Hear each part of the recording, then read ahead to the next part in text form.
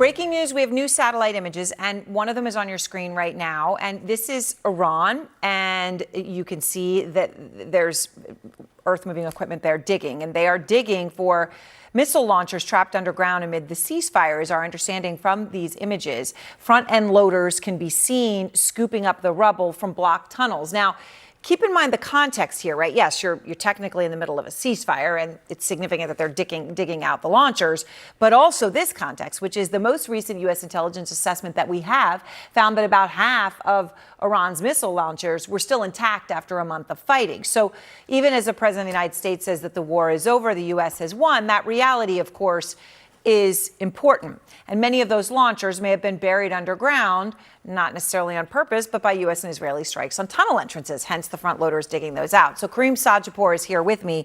So Kreem, what do you see? You know, you look at those images, and obviously, I'm just going to point out the significance that for a while, when the fighting was hot, we weren't getting fresh satellite images. Now we are looking at these. You do see the front-loading equipment by those tunnel entrances, and we know the intelligence about the missile launcher. So what's the significance of Iran doing this right now? So we're in this strange situation, Erin, in that we've had this war which has been militarily devastating for Iran. Yet at the same time, we've had the most senior level contacts between America and Iran since the 1979 revolution. And when I speak to both parties, both folks in Tehran and here, it's clear that they much prefer to do a deal. I don't think anyone really wants to go back to war.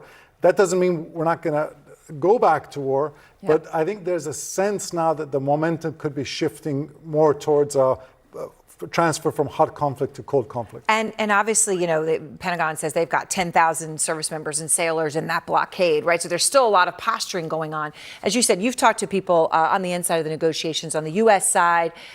You obviously know Mr. Kalibov, who's leading the Iranian delegation. You've spent an extensive amount of time with him. And you've talked to someone who's known Muqtada Khamenei, the new supreme leader, for 50 years. I don't know anyone who's talked to those three, those three groups as closely as you have. So what is the most important thing you're hearing? So I think what folks on the U.S. side are gathering that Iran's public show of defiance and unity masks a different reality. And that is of a regime which is in dire economic situation. And second, there is this kind of emerging competition for power now in Iran. Remember, Ayatollah Khamenei led the country for 37 years. He was eliminated. Mojtaba Khamenei, his son, still is not clear. No one's seen him yet. No one has seen him. We don't know in what health he is. And there are people who are trying to kind of audition for the role of the new leader of Iran.